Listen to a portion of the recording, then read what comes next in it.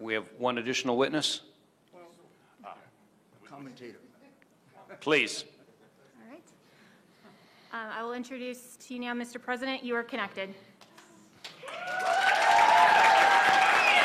you very much. I've been watching the hearing on OAN, and it's on a couple of other great networks, but I really appreciate being asked to speak. And I'm in the Oval Office right now, and it's very interesting to see what's going on. And this was an election that we won easily. We won it by a lot. A big energy official was on this morning on a important show and said there's no way Trump didn't win Pennsylvania because the energy industry was all for him. I saw, with my eyes what happened. And he told me horror stories, absolute horror stories. So this was very sad to say it. This election was rigged, and we can't let that happen. We can't let it happen for our country. And this election has to be turned around because we won Pennsylvania by a lot, and we won all of these swing states by a lot. Anybody watching television the night of the election was saying, wow, I was called by the biggest political people. Congratulations, sir, on a big win. And all of a sudden, ballots were dumped all over the place, and a lot of horrible things happened. And everybody in that room, I want to thank all of the people that signed affidavits and all of the speakers.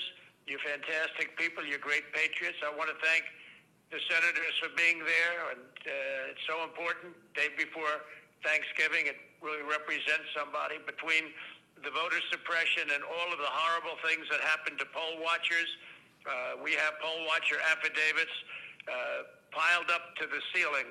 They're all over. They were treated horribly all over this, all of these swing states. I mean, virtually all of the swing states. And many other things were happening that were horrible, just horrible. But the poll watchers weren't allowed to watch.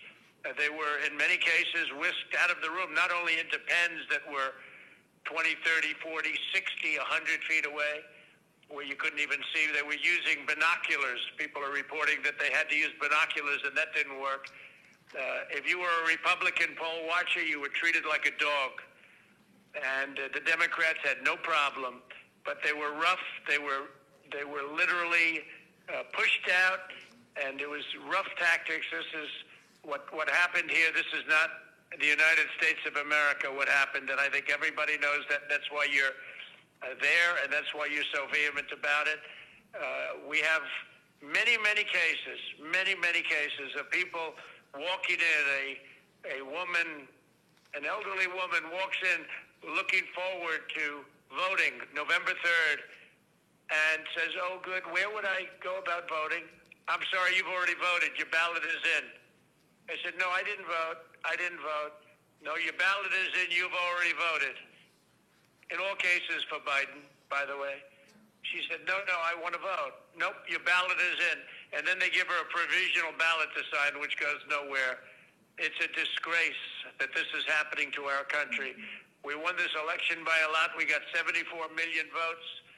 And if you would have said 74 million votes the day before the election, every single professional in the business would have said there's no way of beating that. We got 11 million votes more than we had 4 years before in 2016, and we got many votes more than Ronald Reagan had when he won 49 states. And nobody would have said we even had a chance of losing. And all you had to do is take a look at the numbers at 10 o'clock in the evening when everybody thought the election was virtually over. And then very weird things happened, but they're not weird to professionals, and they're not weird to Dominion and other people that operate machines, and they're not weird to the people that handle the ballots where they were flooding the market. People were getting 2 and 3 and 4 ballots in their home. People that were dead were signing up for ballots. Not only were they coming in and putting in a ballot, but dead people were requesting ballots, and they were dead for years, and they were requesting ballots. And the whole world is watching us. The whole world is watching the United States of America, and we can't let them get away with it. And we have judges that are afraid to make a decision. We have judges that don't want to do the same thing. A very good lawyer said, well, sir, I mean, that's a big statement for a judge to overthrow an election. I said, really? If he got hundreds of thousands of votes more than he was entitled to get through all of the things that I'm listening to right now, and you're just covering a few of them, we have hundreds and hundreds of affidavits of stories that are even worse than the stories I'm hearing. Why wouldn't they overturn an election? Certainly overturn it in your state, because we have other states that are just as bad. If you look at Michigan with Detroit, you look at the things that happened in Detroit, where you have a voter, but you have more votes than you have voters. You take a look at Detroit, Michigan. You have more votes than you have voters. And then you have two people that don't want to certify. They don't want to certify, and they're harassed violently, and they turned off the cameras during the harassment for 2 hours. And then they said, wow, and they were afraid, and they voted, and then they went back to sign, and they couldn't do it because they said, we can't do it because this is corrupt. This is horrible what's taking place. Think of it, more votes than you have voters. But that was the least of it. They have things that were as bad as that, and this is going on all over. We're doing very well in a lot of states. A lot of good things are happening in Georgia. We're getting little help from government, but a lot of good things are happening in Georgia, Wisconsin, in Michigan. They're seeing what happened in Detroit. And we sure are looking at what's happening in Pennsylvania and Philadelphia. What happened in Philadelphia, they keep the poll watchers not only in pens, but they keep them out of the building. And the only reason they got back into the building was they got a court order. And then the definition of back into the building was very far away where they couldn't see anything. And they talk about closed-circuit television, except you couldn't see it because the picture was so unclear you didn't even know what they were doing. They could have been playing a baseball game. So it's a very sad thing for our country to have this. And they have to turn over the results. It would be easy for me to say, oh, let's worry about 4 years from now. No, this election was lost by the Democrats. They cheated. It was a fraudulent election. They flooded the market. They defrauded everybody on ballots. And I just want to thank everybody for being there. You're doing a tremendous service. This is a very important moment in the history of our country. And you're doing a tremendous service to our country. And don't worry about bravery, because the people that talk the most, they're not the ones you have to worry about. And these are all talkers. They intimidate. But these are not people that you're going to ultimately have to. They push you around. They pushed our poll workers out. Our poll watchers were pushed out of the building. Okay, some got back in, they were put in the pens. But these are not people. Don't be intimidated by these people. But they're bad people. They're horrible people.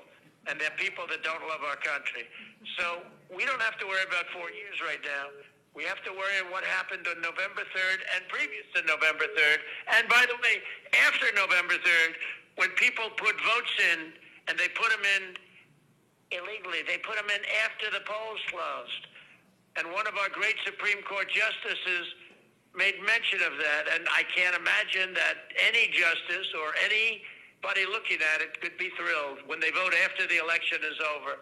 So I want to thank everybody very much for being there. I want to thank the state Senate, respected people, tremendous people, and you're doing a tremendous service for our country. And if something was done wrong, if this election was won fraudulently, and that's what happened, it was a fraud. And we're talking about, very importantly, many more ballots, many more votes than the number we need.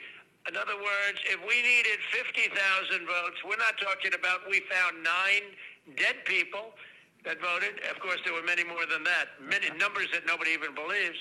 No, we're talking about numbers that are far in excess of the 50,000, far in excess of another state where we lost by 10,000. And they went absolutely wild because we got far more votes than they thought possible. And they've just stepped on the gas, and they got caught. Just like they got caught spying on my campaign, they got caught doing this. So I really appreciate it, and the country appreciates it, and we have to turn the election over because there's no doubt we have all the evidence, we have all the affidavits, we have everything. All we need is to have some judge listen to it properly without having a political opinion or having another kind of a problem because we have everything. And by the way, the evidence is pouring in now as we speak. And I want to thank Rudy Giuliani for having the courage to do this because there are other lawyers that backed down because they were being screamed at. Rudy is the greatest mayor in the history of New York, and there's a reason. He's got great courage, and he doesn't care. He wants to do what's right. And I told him the other day, Rudy, you were the greatest mayor in the history of New York, and you see what happened to New York without Rudy. You were the greatest mayor, but this is more important. What you're doing now is far more important than being a great mayor of the city of New York and being its greatest mayor by far. By the way, by far.